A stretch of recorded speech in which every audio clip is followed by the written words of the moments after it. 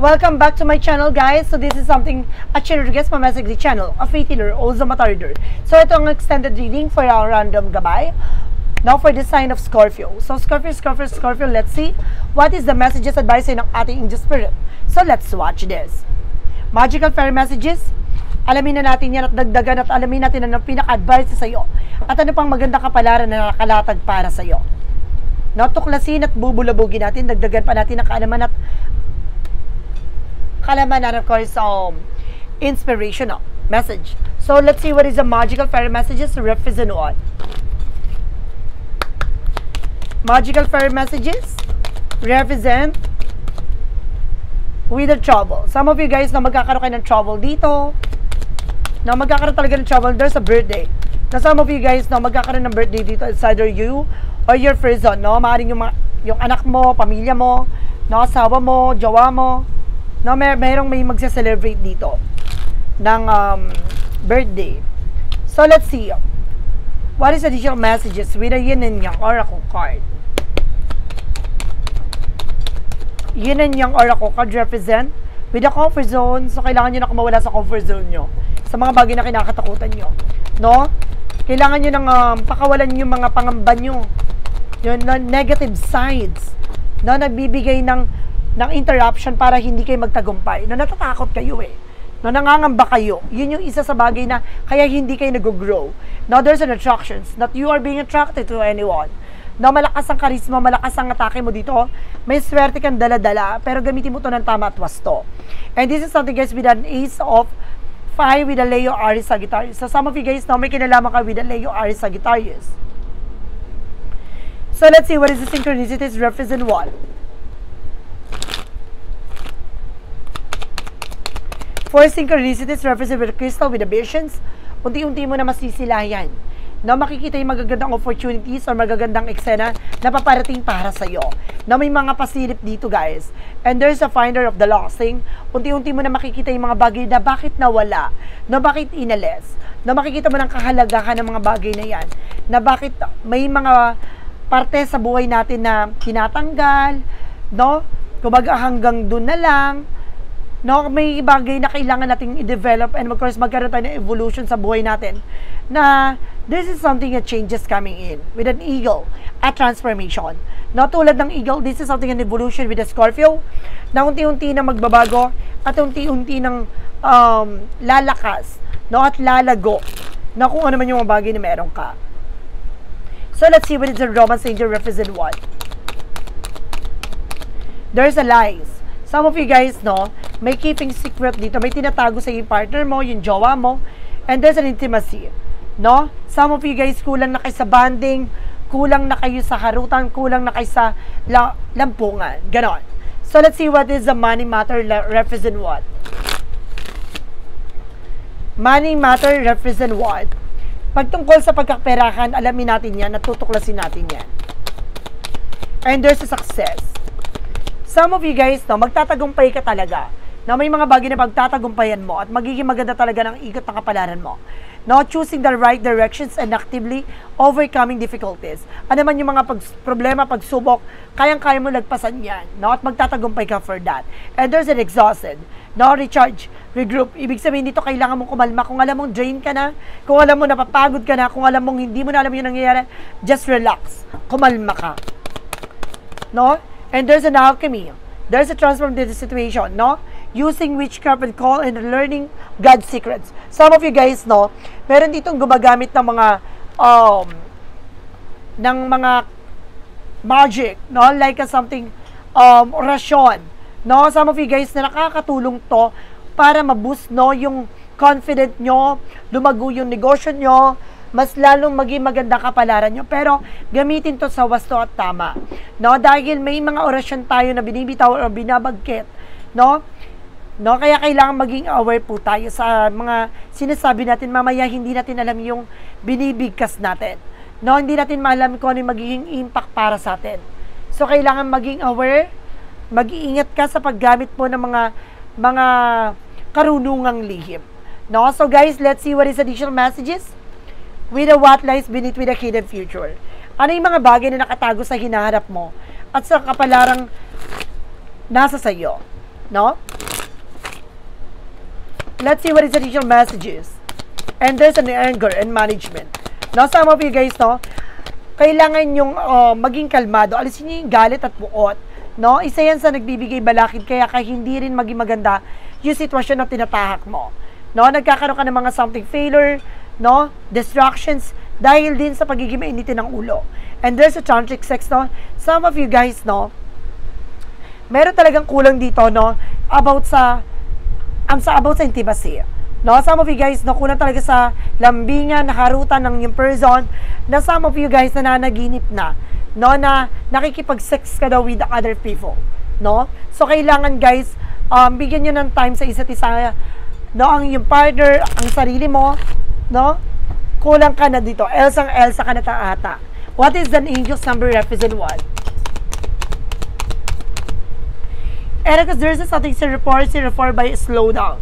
No, magdakan-dakan ka, kumalma ka, matuto ka maging mahinahon. Pay close attention to the people in your life now. Your surrounding and your physical health, don't freak out. It's just a warning to be careful and a way to avoid any further issues. Communicate clearly and keep healthy boundaries. So see, kailangan mo mag-set ng boundaries sa sarili mo na hindi makaka-apekto sa sarili mo.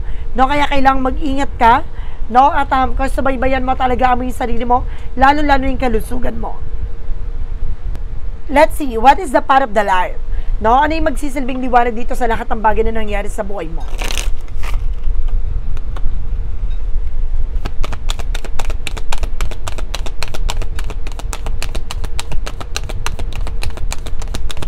And there's a protection.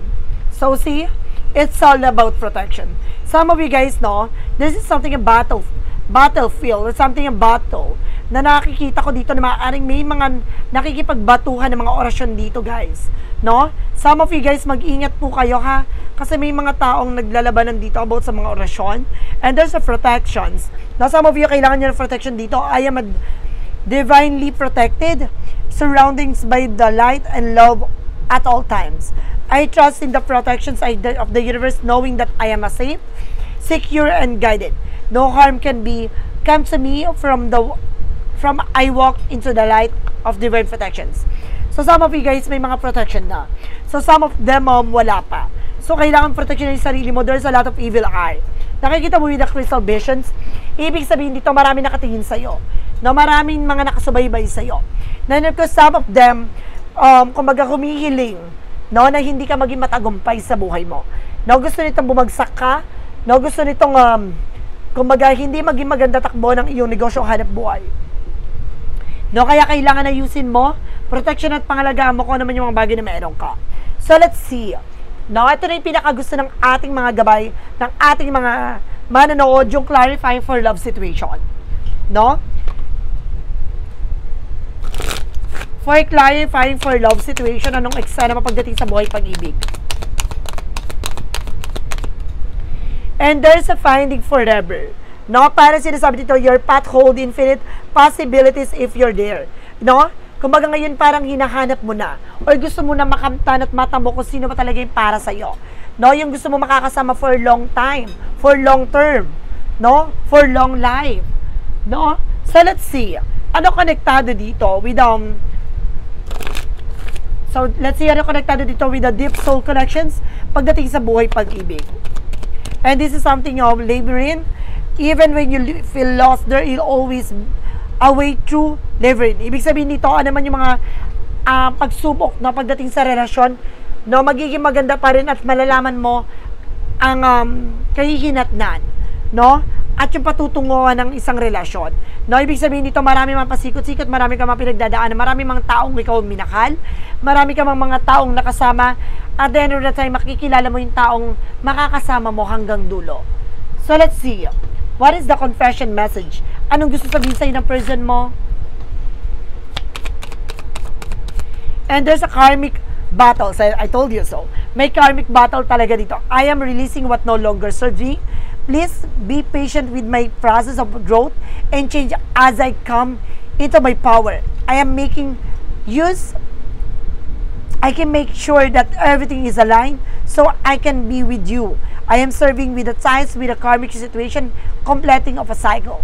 So, alam mo sa sarili mo na may mga pasikot-sikot pa yan, no? Hindi mo pa nakikilala yung taong para sa'yo kasi there's something, a lot of complication, no? Maraming mga pagsubok, maraming mga tatahakin pang problema pagdating sa buhay relasyon. So, ibig sabihin nito, ang pag-ibig mo ay puno ng komplikasyon at puno ng pagsubok. No, kapag nalagpasan mo yon, dun mo makikilala yung taong para sa'yo hanggang pang matagalan na. So, let's see. What is the yes or no question with a pick a card? Yes or no? Pwede kang mag-question dito, guys. Mag-isip ka na kung anong gusto mong itanong. Nandito na yung kasagutan sa iyong katanungan. With a yes or no, 1, 2, 3. Okay? Okay.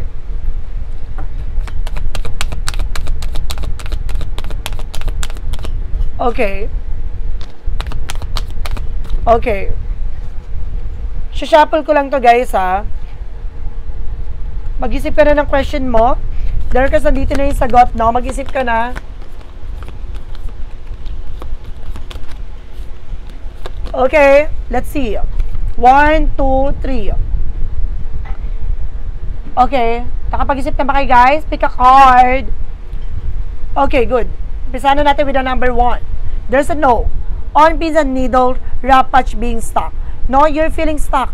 No, parang feeling mo hindi ka pa makaalis, hindi ka pa makawala dyan sa sitwasyon na kinagagalawan mo. Parang feeling mo marami pang tinig na nakatarak sa'yo.